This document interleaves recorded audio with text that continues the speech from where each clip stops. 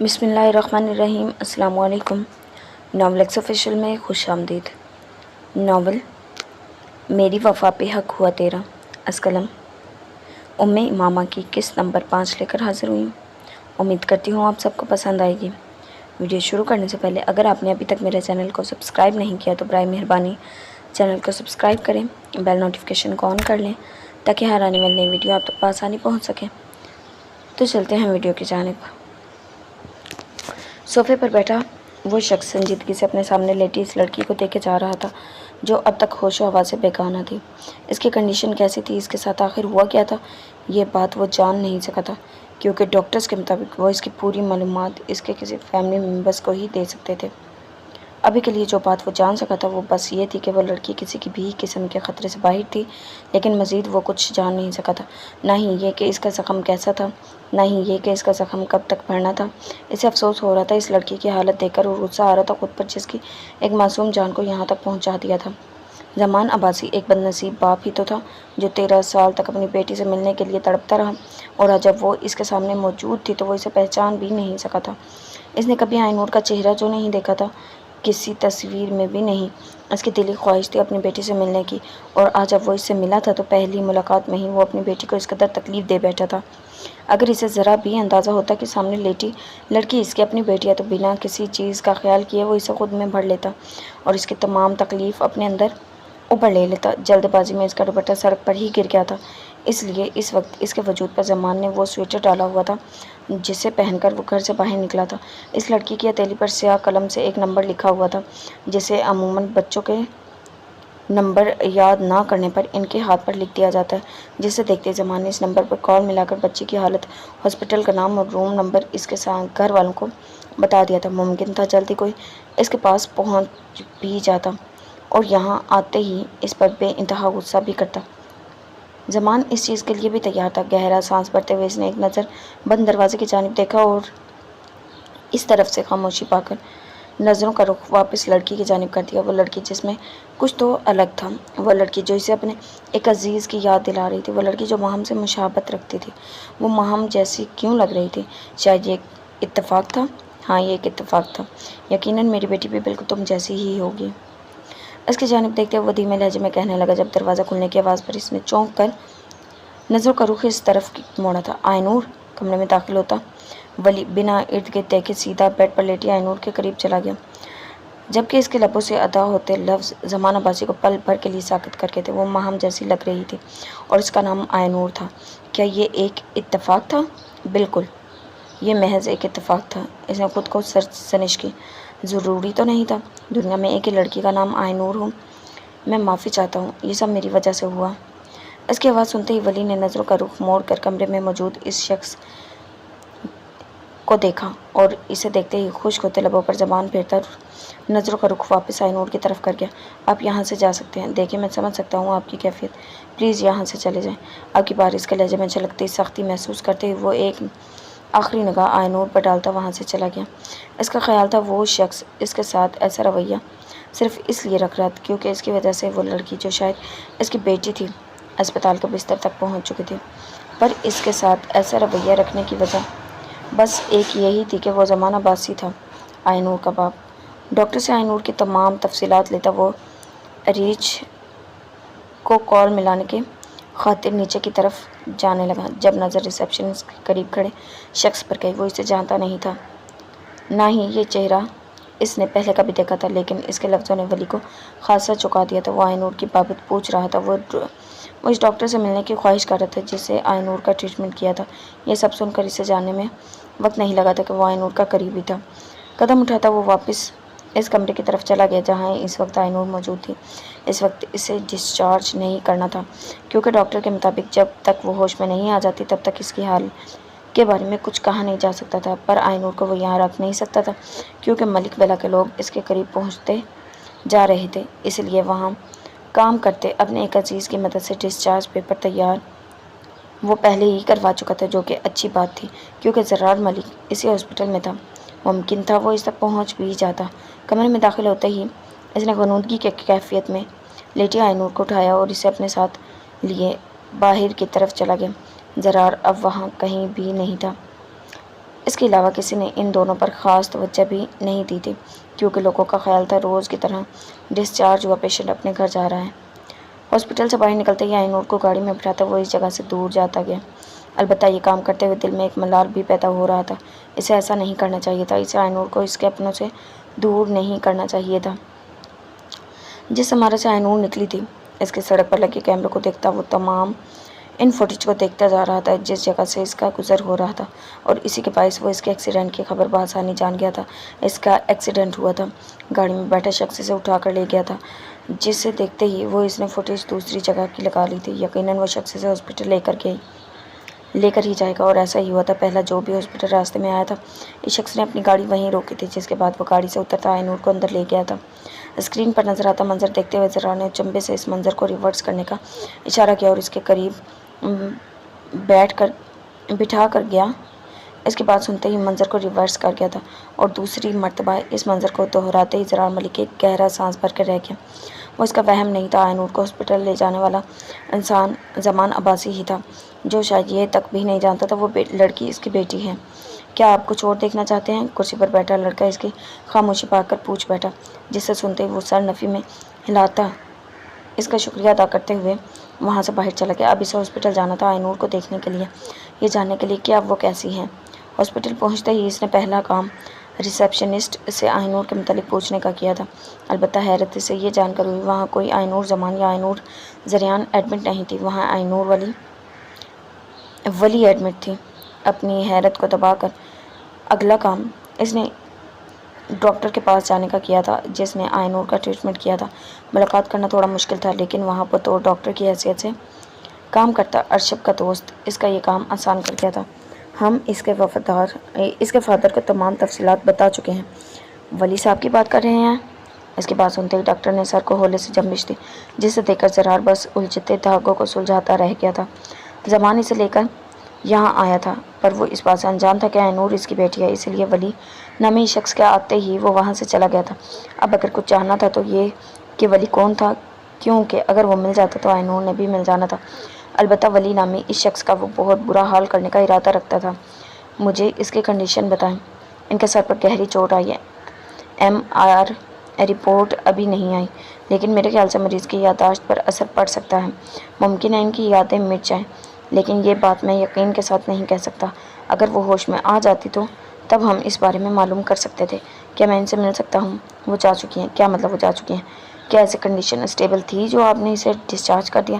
نہ چاہتے ہوئے بھی اس کا لہجہ تیز ہو گیا، کیونکہ وہ جو یہ سوچ رہا تھا آئینور کے ہوش میں آتے ہی وہ اسے یہاں سے لے جائے گا، وہ خیال اب کہیں دور جا سویا تھا۔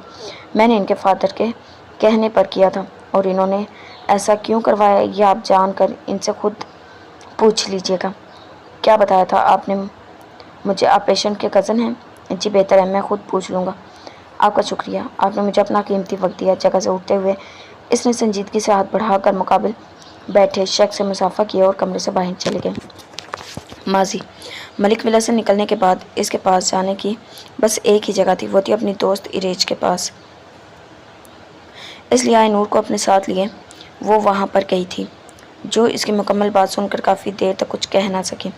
وہ بھلا اس سے کیا کہتی؟ اس کی خاموشی سے یہاں آنے پر ڈانٹتی یا بیٹی کہیں اس سے جدا نہ ہو جائے اس خوف سے باہر نکلتی۔ تو اب تم نے کیا سوچا ہے؟ اس کے پوچھنے پر آئینور سے نظریں ہٹا کر ماہم نے غائب دماغی سے اس کی طرف دیکھا۔ یہ بات وہ خود سمجھ نہیں پا رہی تھی۔ مجھے کیا کرنا چاہیے اریج؟ تمہیں جو کرنا تھا تم کر چکی ہو ماہم، لیکن تمہیں جلد بازی میں ایسا فیصلہ نہیں لینا چاہیے تھا۔ میں خوفزدہ ہو گئی تھی۔ ٹھیک ہے، میں تمہاری کیفیت سمجھتی ہوں، لیکن مجھے بتاؤ اب کیا کرو گی تم؟ میں نہیں جانتی۔ گلے میں اٹکتے آنسوؤں کا گولا اسے بات کہنے میں مشکل پیش کر رہا تھا۔ میری بات مانو تو واپس چلی جاؤ، وہ حاج بھائی سے بات کروں گی۔ بات سنو، ہو سکتا ہے وہ سچ نہ ہو جو تم نے سنا، بات کچھ اور ہو، اس لیے پلیز واپس جاؤ ماہم۔ ہو سکے تو زمان سے بھی بات کروں، کیا معلوم اب وہ بدل گیا اور اپنی بیٹی کو اپنانے کے لیے تیار ہو۔ نرم لہجے میں کہتے وہ جتنی آرام سے اسے اپنی بات سمجھا سکتی تھی سمجھا رہی تھی۔ اپنے لیے نہ صحیح، آئینور کے لیے تو یہ قدم اٹھا سکتی ہو نا تم ماہم۔ یہ بات تو اچھے سے جانتی ہو کہ اکیلے تم آئینور کو نہیں سنبھال سکتی، اور پھر تم چاہیے کتنی ہی دور بھاگ جاؤ وہ لوگ اس تک پھر بھی پہنچ جائیں گے۔ اب تم چاہ کر بھی اس گھر سے رشتہ نہیں توڑ سکتی، کیونکہ اب آئنور اس گھر سے جڑ چکی ہے۔ ہاں، اور شاید بھائی نے اسی لیے اس کا اور زریان کا نکاح کروایا تاکہ میری بچی چاہ کر بھی ان لوگوں سے دور نہ ہو سکے۔ اسے ایک بار میں پھر اس فیصلے پر پچھتاوا ہوا جسے اس نے خود قبول کیا تھا۔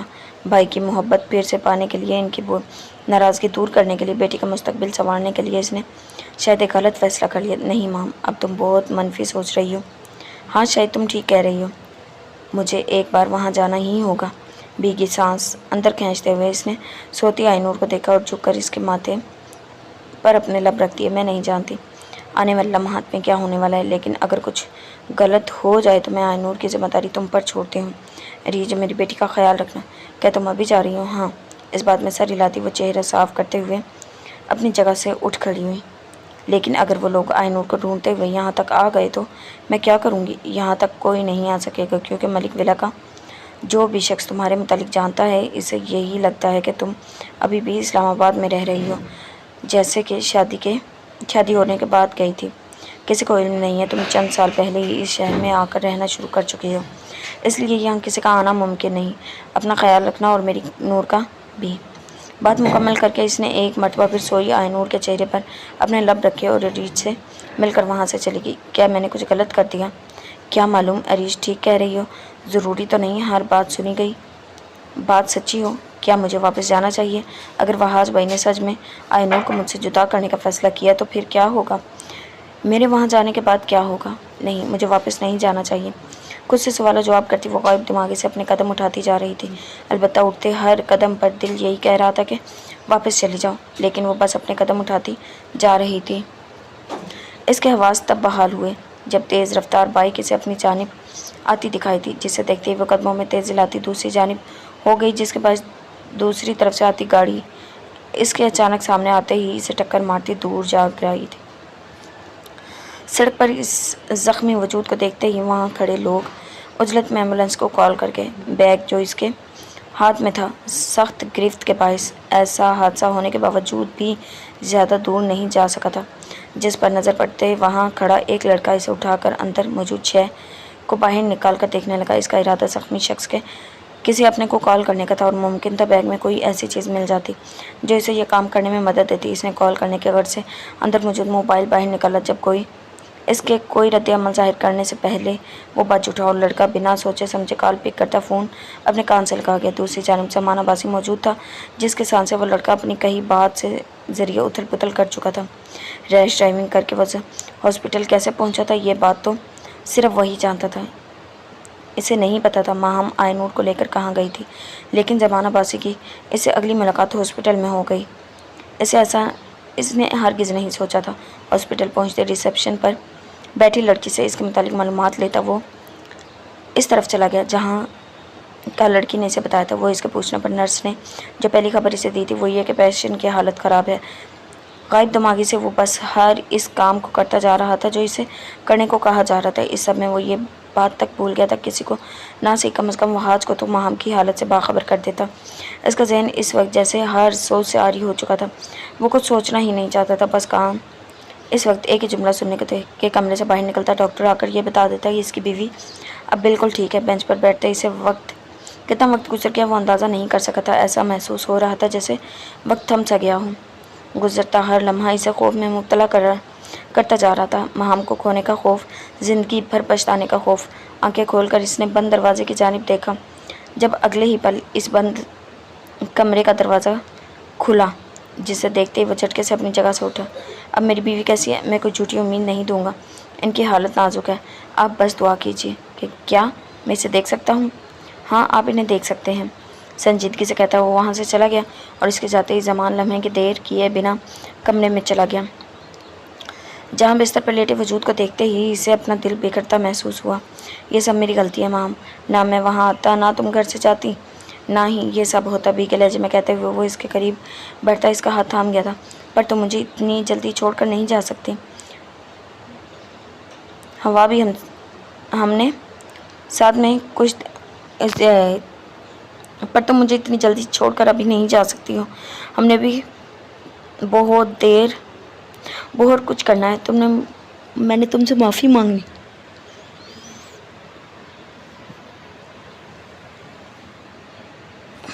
تم نے مجھے معاف کرنا ہے، ہم نے اپنی بیٹی کی خوشیاں دیکھنی ہیں۔ اس نے ہاتھوں پر لب رکھتا وہ اپنی آنکھیں موند گیا، جس کے باعث بھیگتے کنارے اپنا پانی اس کے گال پر بہاتے چلے گئے۔ مجھے چھوڑ کر مت جانا ماہم، ابھی تو تم ملی ہو اور اب میں تمہیں پھر سے نہیں کھونا چاہتا۔ اب دوری مت بنانا ماہم، اب مجھے مزید مت تڑپانا، مجھے معاف کر دو میری ہر غلطی کے لیے۔ اس کا ہاتھ اپنی سخت گرفت میں لیے وہ کہتا چلا گیا۔ جب کانوں میں پڑتی ماہم کی آواز نے اس سے فوراً سر اٹھانے پر مجبور، میں نے آپ کو معاف کیا۔ ماہم تم ٹھیک ہو نا؟ اس کے چہرے پر بکھری فکر مندی کو دیکھتے ہوئے لب پر دھیمی مسکراہٹ سجائے دوسرے ہاتھ سے اپنا ماسک اتار کے، مجھے معاف کر دو، میں پشیمان ہوں۔ معاف کیا؟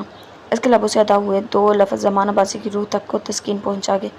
کہو کہ تم آج بھی مجھ سے ویسی ہی محبت کرتی ہو؟ ہاں، سب کچھ بدل گیا، بس میرے دل میں موجود آپ کی محبت نہ بدل سکی، نہ ہی اس میں کوئی کمی آ سکی۔ میں یہ بات سننے کے لیے کس قدر ترس رہا تھا، تمہیں اس کا اندازہ نہیں ہے۔ تمہیں پانے کے لیے آئے نور کو دیکھنے کے لیے بہت تڑپا ہوں۔ اس کے اوپر جھکتا وہ اس کی کمر پر دباؤ ڈال کر اسے نرمی سے اوپر کرتا اپنے ساتھ لگا گیا۔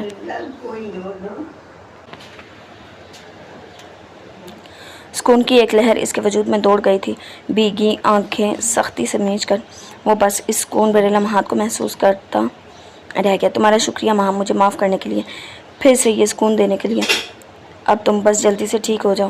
جانتی ہو میں نے اب تک اپنی بیٹی کو بھی نہیں دیکھا، وہ بیٹی جسے میں مارنا چاہتا تھا، اب اس کی ایک جھلک دیکھنے کے لیے میں تڑپ رہا ہوں۔ تم بس جلدی سے ٹھیک ہو جاؤ تاکہ میں تمہارے ساتھ جا کر آئے نور سے مل سکوں، اسے دیکھ سکوں، اس کے ساتھ باتیں کر سکوں۔ اپنی بات کہتے ہوئے اس نے چونک کر بند آنکھیں کھولیں، البتہ دور اس سے پھر بھی نہ ہو سکا۔ ماہم آئے نور کہاں ہے؟ پلیز مجھے بتاؤ وہ کہاں پر ہے؟ اسے اپنے ساتھ لگائے وہ کئی لمحوں تک اس کے جواب کا منتظر رہا، لیکن نہ تو اسے کوئی جواب دیا، نہ ہی اس کے وجود میں کوئی ہلچل پیدا ہوئی۔ اس کی طرف سے خاموشی پا کر زمان اس سے دور ہوتا اسے بیڈ پر لیٹا گیا اور اس کا بے جان ہوتا وجود زمان عباسی کی روح تک کو لرزا گیا۔ ماہم! اس کا گال تپ تپاتے ہوئے زمان نے اسے ہوش دلانے کی ایک کوشش کی، لیکن حساسیات اس سے یہی پیغام دے رہے تھے کہ ماہم ملک اسے چھوڑ کر جا چکی ہے، لیکن ہر خیال کی نفی کیے وہ بس اسے جگانے کی کوشش کرتا رہا۔ اس نے بھیگتے لہجے میں ڈاکٹر کو آواز دی۔ جب نرس اس کی پکار سن کر ڈاکٹر کو اس کے کمرے میں لے آئی اور ڈاکٹر کی زبانی وہی لفظ سن کر وہ بہتے آنسوؤں کے ساتھ اس کے بے جان وجود کو سختی سے اپنی باہوں میں بھر گیا۔ اس کے سوچے گئے تمام خواب اس ایک ہستی کے جانے سے بکھر چکے تھے، وہ تمام خیالات جس میں اس نے ماہم کے ساتھ خود کو اور آئے نور کو تصور کیا تھا، وہ سارے خیالات کہیں دور جا دفن ہوئے تھے۔ بس کچھ رہ گیا تھا تو وہ تھیں اس کے ساتھ جڑی ماہم ملک کی یادیں۔ حال گھر پہنچتے ہی جس پہلے شخص سے اس کا سامنا ہوا تھا وہ تھا زریان۔ اس کے ہاتھ میں اب تک خون سے رنگا وہ دوپٹہ موجود تھا جو اسے سڑک پر ملا تھا۔ زریان! اس کی پکار پر زریان نے نظروں کا رخ موڑ کر اس کے جانب دیکھا۔ اس کی آنکھیں اس وقت حد سے زیادہ سرخ ہو رہی تھی۔ تم نے مجھ سے جھوٹ کہا زریان؟ زرار! ہاں، اس وقت میں نے جھوٹ کہا، لیکن بعد میں مجھے علم ہو گیا تھا کہ آئے نور کہاں پر ہے، میں اسے اپنے ساتھ نہیں لا سکا۔ اپنی بات کہتے ہوئے اس نے زریان کی نظروں میں بہت کچھ دیکھا تھا، شکوہ، شکایت، غصہ، پر وہ زرار ملک پر غصہ نہیں کر سکا تھا، اس لیے غصے کو ضبط کیے بیٹھا تھا۔ زریان، آئے نور کہاں رہ رہی تھی؟ یہ بات میں ارشب کی مدد سے جان گیا تھا، پر تمہیں نہیں بتایا کیونکہ اندازہ تھا تم یہی رد عمل ظاہر کرو گے جو ابھی کر رہے ہو، جیسا گھنٹے پر پہلے آئے نور کو تلاش کرتے وقت کر رہے تھے۔ میں آج اس گھر میں گیا تھا جہاں آئے نور رہ رہی تھی، لیکن وہاں کوئی نہیں تھا، وہاں کے لوگ اس گھر کو چھوڑ کر جا چکے ہیں۔ بہت پتہ کیا لیکن کسی کو علم نہیں ہوا وہ کہاں گئے ہیں۔ بس کچھ پتہ چلا تو اتنا کہ آئے نور کے ساتھ اس گھر میں رہتے 2 افراد تھے، جس میں سے وہاں رہتے مرد کا نام ولی تھا اور عورت کا نام عریج۔ یہ بات کہتے ہوئے اس کے ذہن میں ایک مرتبہ بھی یہ خیال نہیں آیا تھا وہ کسی عریج نامی شخص کو جانتا تھا۔ شاید اس وقت نظر آتی زریان کی حالت اسے زیادہ کچھ سوچنے ہی نہیں دے رہی تھی۔ میں اسے ڈھونڈ سکتا تھا زرار، میں نے تم پر بھروسہ کیا، مجھے لگا تم اس وقت بھی مجھ سے جھوٹ نہیں کہو گے، تم آئے نور کو لے کر آؤ گے۔ اس کا ایکسیڈنٹ ہوا تھا۔ زرار کے بتانے پر اس نے ہاتھوں میں موجود اس شے کو سختی سے اپنی مٹھی میں دبا لیا۔ میں اپنے خیالوں کو جھٹک رہا تھا، خود کو مطمئن کر رہا تھا اس کے ساتھ کچھ برا نہیں ہوا ہوگا۔ پلیز مجھے بتاؤ وہ کون سے ہاسپٹل میں ہے؟ بتانے سے کچھ نہیں ہوگا زریان، وہ اب وہاں نہیں ہے۔ کیا مطلب؟ وہ کہاں گئی ہے؟ وہاں وہی انسان لے گیا جس کے پاس وہ پچھلے 3 سالوں سے رہ رہی تھی۔ مجھے بتاؤ وہ کیسی ہے؟ بے اختیار اس کا لہجہ بھیگتا چلا گیا، جبکہ زرار بس افسردگی سے اس کی حالت دیکھتا رہ گیا۔ ایک آئنور ملک ہی تھی جو زریان ملک جیسے انسان کو رونے پر مجبور کر سکتی تھی۔ وہ بچپن میں کبھی کسی بڑی چوٹ کے لگنے پر نہیں رویا، لیکن اسے آئنور ملک کی جدائی رلا رہی تھی۔ زرار نے اس کی آنکھوں کے بھیگتے کنارے جب دیکھے تھے جب وہ 3 سال پہلے غائب ہوئی تھی اور ان کی کوششوں کے باوجود بھی نہ مل سکی، اور آج وہ اس کا بھیگا لہجہ سن رہا تھا، صرف اس لیے کیونکہ اسے آئنور نہیں مل رہی تھی۔ وہ زریان ملک کی محبت نہیں تھی، وہ زریان ملک کی زندگی تھی۔ وہ آئنور کے بنا اس کی زندگی کسی ویران جزیرے جیسی تھی۔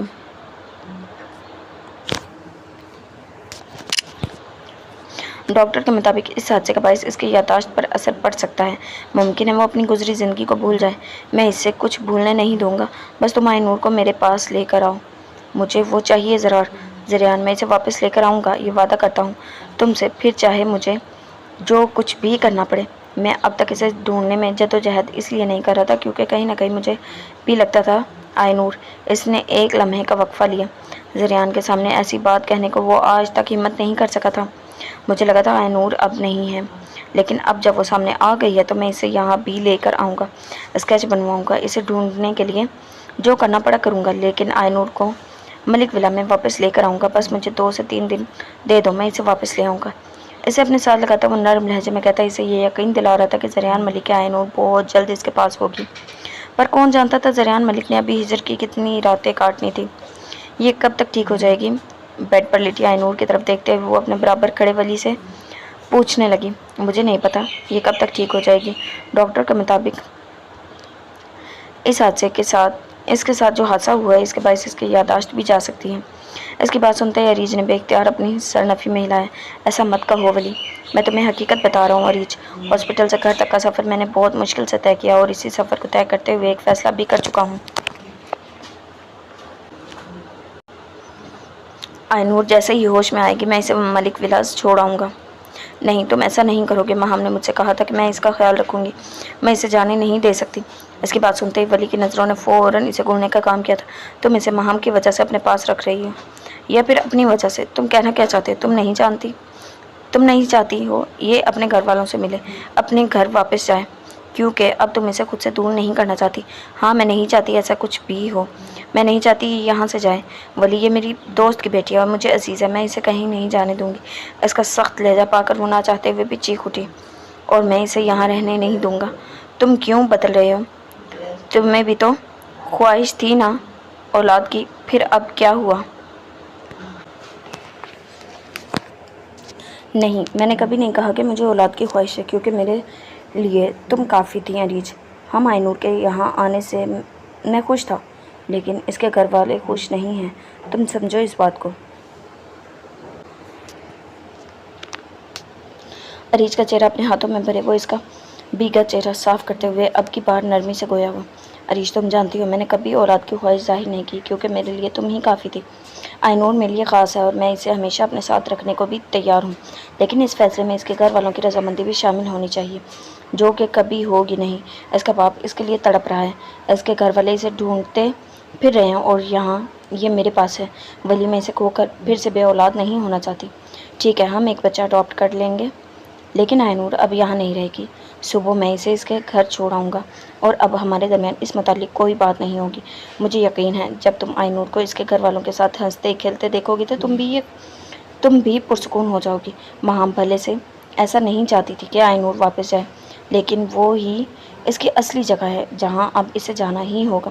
نرمی سے اس کا گال تھپتھپاتے ہوئے وہ ایک نظر آئنور پر ڈالتا گھر سے باہر نکل کے، جبکہ اس کے جاتے ہی اریج بھیگی نظروں سے آئنور کی طرف مڑی۔ شادی کے سالوں بعد بھی اسے اولاد نصیب نہ ہوئی تھی، ایسے میں آئنور نے آ کر اس کی زندگی کو جنت بنا دیا تھا، اس کی زندگی کو روشن کر دیا تھا۔ بھلے سے ولی اسے ہر حال میں قبول کرنے کو تیار تھا، لیکن اسے پھر بھی اولاد کی ضرورت تھی جو آئنور نے پوری کر دی تھی۔ لیکن اب وہ واپس جا رہی تھی اور اس کے جانے کا خیال ہی اریج کو پھر سے اسے تکلیف میں مبتلا کر رہا تھا، جس تکلیف میں وہ آئنور کے یہاں آنے سے پہلے رہتی تھی۔ ڈائننگ ٹیبل پر وہ اس وقت بھی روز جیسا سما تھا، بس کمی تھی تو عیسیٰ اور ارشب کی۔ ارشب اس وقت اپنے کمرے میں موجود تھا، جبکہ عیسیٰ ناشتہ کر کے اپنے کمرے میں جا چکا تھا۔ اور بات کی جائے اشوا کی تو وہ بھی چہکتے ہوئے اسی طرف آ رہی تھی۔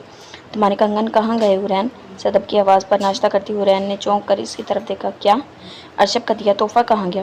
اس کی بات سنتے ہی حورین نے نظر اپنی کلائی پر دوڑائی، جہاں اس وقت اس نے بس ایک کلائی میں بریسلٹ پہن کر میں نے ارشب کے پاس رکھوا دیا۔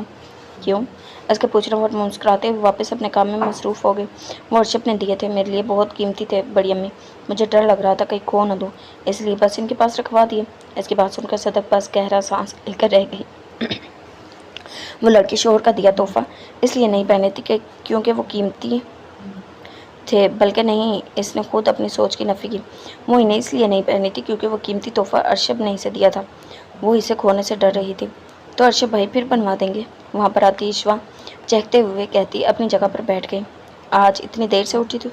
نہ آپی، میں اپنے ٹائم پر اٹھی تھی۔ اٹھتی ہوں، پر امی نے شاید آپ کو جلدی اٹھا دیا ہے۔ اچھا چھوڑو، مجھے یہ بتاؤ کیا کھاؤ گی؟ مجھے پین کیکس چاہیے۔ اس کی فرمائش پر حورین نے اس کے لیے اٹھائی گئی پلیٹ کو واپس ٹیبل پر رکھتے اپنی چائے کا کپ اٹھا گئی۔ پھر تھوڑا صبر کرو، میں اپنا بریک فاسٹ کر لوں، اس کے بعد بنا دوں گی۔ نہیں آپی، میں نے باہر جا کر کھانے ہیں۔ عشوہ، اس وقت تمہیں باہر جانے کون لے کر جائے گا؟ عیسیٰ لے جائیں گے، وہ مجھے انکار نہیں کرتے۔ بالکل، اور تم اس بات کا فائدہ اٹھاتی ہو۔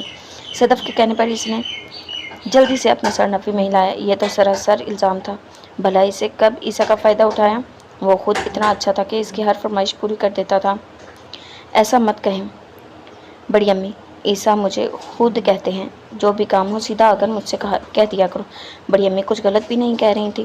عشوہ، اسے اپنے بھی کام ہوتے ہیں، لیکن ایک تو وہ تم ہو جو ہر وقت اسے تنگ کرتی رہتی ہو۔ حورین کے کہنے پر اس نے اپنا ہونٹ لٹکانا شروع کر دیا، جسے دیکھتے ہوئے حورین نہ چاہتے ہوئے بھی ہنس دی۔ بڑی امی، اجازت دے دوں اسے؟ ہاں بھائی دے دو۔ نہ دی تو اس نے رونا شروع کر دینا ہے، اور اس نے روتا دیکھ کر تمہارے بڑے ابو اور ارشب نے ہمیں ڈانٹنا شروع کر دینا ہے۔ چلو جاؤ اور میرے لیے بھی لے کر آنا۔ اجازت ملتے ہی اس نے جلدی سے اپنے چہرے کے تاثرات درست کیے اور ہنستے ہوئے وہاں سے بھاگ کر عیسیٰ کے کمرے کی طرف چلی گئی۔ بلیک کلر کی جینس کے ساتھ گرے شرٹ پہنے، ساتھ ہی شرٹ کی سلیو کو کوہنیوں تک چڑھائے وہ صوفے پر بیٹھ کر ٹیبل پر رکھا اپنا لیپ ٹاپ اٹھا گیا۔ جب اگلے ہی پل دروازہ پر دستک ہوئی، اس کا دھیان اپنی جانب کھینچ گئی، لیکن اس کے کوئی جواب دینے سے پہلے ہی باہر کھڑی چڑیا دروازہ کھولتی اندر داخل ہوئی۔ چہرے کے تاثرات بتا رہے تھے یا تو کوئی نئی شرارت، نئی فرمائش کرنی ہے، یا عیسیٰ افندی سے اپنا کوئی کام کروانا ہے۔ کہو کیا چاہیے؟ لیپ ٹاپ بند کر کے ٹیبل پر رکھتے ہوئے اس نے مکمل توجہ سامنے کھڑی ہستی پر مرکوز کی۔ عیسیٰ، کیا میں آپ کو تنگ کرتی ہوں؟ اس کے پوچھنے پر عیسیٰ نے مسکراتے لبوں کے ساتھ سر کو دائیں بائیں ہلایا۔ بالکل نہیں، تم سے کس نے کہہ دیا؟ آپ بھی اور بڑی امی کہہ رہی تھی کہ میں ہر وقت آپ کو تنگ کرتی ہوں۔ اگر تنگ کرنا اسے کہتے ہیں جو تم مجھے کرتی ہو، تو میں چاہوں گا تم ساری عمر یہ کام کرتی رہو۔ اس کی بات سنتے ہی عشوہ کے چہرے پر چہکتی مسکراہٹ بکھر گئی۔ اچھا تو پھر چلیں؟ کہاں؟ مجھے آج بریک فاسٹ باہر جا کر کرنا ہے۔ ٹھیک ہے، ہم چلتے ہیں۔ جاؤ ارشب بھائی کے کمرے میں میری گاڑی کی چابی ہوگی، اسے لے کر آؤ۔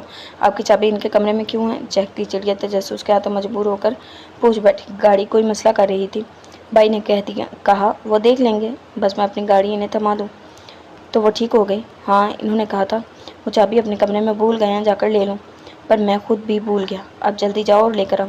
میں نہیں جا رہی، میری ارشب بھائی سے ناراضگی چل رہی ہے۔ اس کی بات سنتے ہی عیسیٰ کی نظروں میں حیرت ابھری۔ اس نے تو ایسا پہلی بار ہی دیکھا تھا کہ عشوہ اپنے ارشب بھائی سے ناراض ہو گئی ہو۔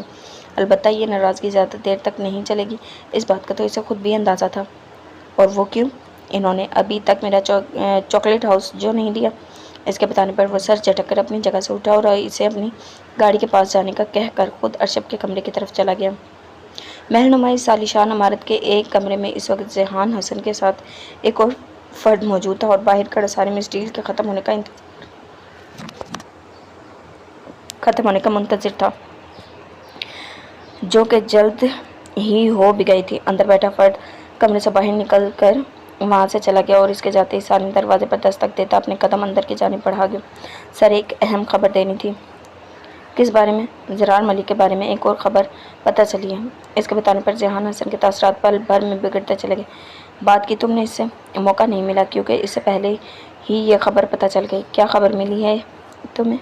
ٹانگ پر ٹانگ چڑھائے بیٹھا وہ شخص اب کی بار اپنی سنجیدہ نظریں سالم کی طرف مرکوز کر کے وہ ارشب شیرازی کا دوست ہے۔ اس نے اٹکتے ہوئے اپنی بات مکمل کی، جبکہ اس کی بات سنتے ہی ذیحان حسن کا وجود پل بھر کے لیے جامد ہو گیا۔ بلو شرٹ کے ساتھ ہی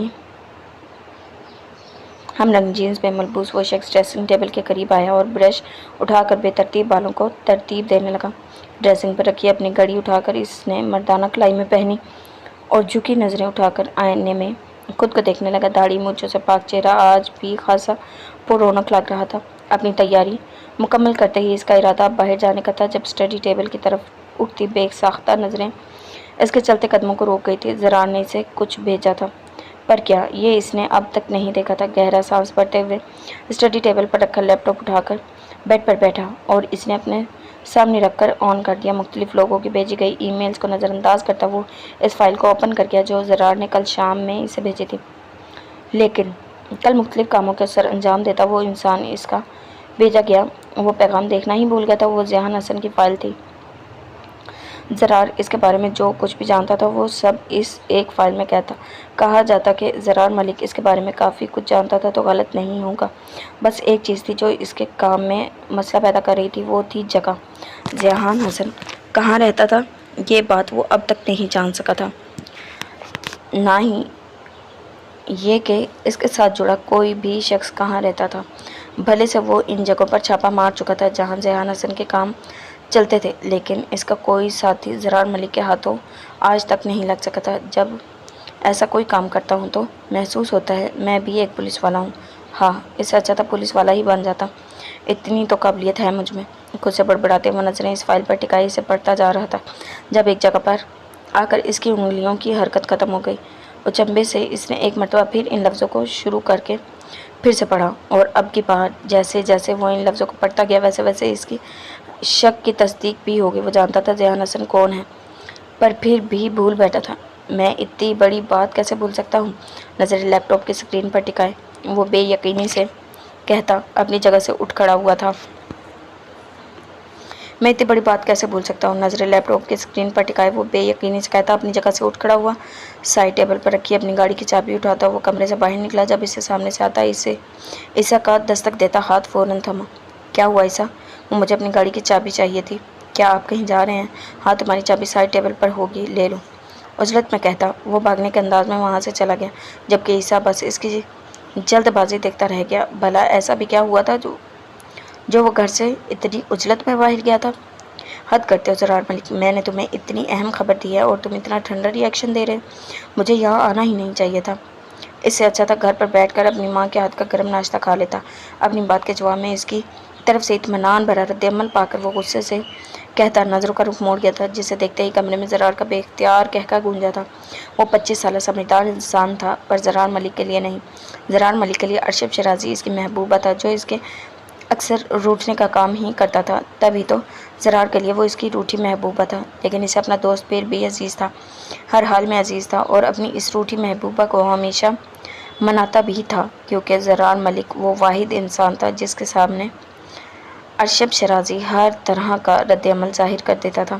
وہ اس سے کچھ بھی کہہ لیتا اور اسے کچھ بھی سنا دیتا، اور سامنے والا بنا برا منائے اپنے عزیز کو سمجھ جاتا۔ ایسے ہی تو زرار ملک اپنے ساتھ جڑے ہر رشتے کے لیے خاص نہیں تھا، نہ وہ رشتے نبھانا جانتا تھا اور نہ نبھاتا بھی تھا، اور ایک اچھا بیٹا، ایک اچھا دوست، ایک اچھا شوہر تھا اور ایک اچھا بھائی بھی تھا۔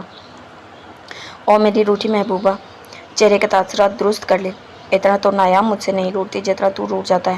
میں نے سن لیا ذیحان حسن کے بارے میں تو نے جو بھی کہا، اس لیے تیری مدد کے باعث بہت جلد ہم اسے پکڑ بھی لیں گے، لیکن اس کا یہ مطلب تھوڑی ہے جب تک میں اسے لاک اپ میں بند نہیں کر دیتا تب تک ٹینشن کو خود پر سوار کیے رکھوں۔ اس لیے موڈ ٹھیک کروں تاکہ میں تمہارا شکریہ ادا کر سکوں، کیونکہ تم نے میرا کام بہت زیادہ آسان کر دیا ہے۔ اس کے قریب بیٹھتے ہوئے وہ خاص سے اطمینان بھرے انداز میں کہنے لگا ضرورت نہیں ہے تمہاری شکریہ کی۔ یہ بتاؤ آئی نور کا کیا ہوا؟ وہ مل گئی؟ آئی نور بھی مل جائے گی انشاءاللہ، یوں سمجھ لو میں اس کے قریب ہی ہوں، اور مجھے یقین ہے وہ جلد ہی مل جائے گی، بس کچھ وقت کی بات ہے، پھر میں اپنے بھائی کی خوشی اس کے پاس لے آؤں گا۔ چہرے پر مسکراہٹ سجائی اس نے بات کا رخ ارشد کے جانب موڑ لیا۔ اور تمہاری خوشی کے بارے میں بات کریں تو وہ کب تک آئے گی؟ میری خوشی؟ اسے حیرانگی ہو رہی تھی۔ وہ بڑے بوڑھے ایسے موقع پر کہتے ہیں نا ارشد میاں، ہمیں اپنے بچے کی خوشخبری کب سناؤ گے؟ میں گھر چلا جاتا ہوں۔ پھر سے روٹ گیا۔ کیا میں نے کچھ غلط کہہ دیا؟ نہیں، میں گھر اپنی بیوی کے پاس جا رہا ہوں تاکہ جلد از جلد ان لوگوں کو خوشخبری سنا سکوں جو اس سے سننے کے منتظر ہیں۔ بے شرم کہیں کا! اس کی بات سنتے ہی زرار نے اس کے سر کی پشت پر زوردار تھپڑ مارا، جبکہ اس کے لبوں سے اپنے لیے بے شرم لفظ سنتے وہ کھل کر ہنسا تھا۔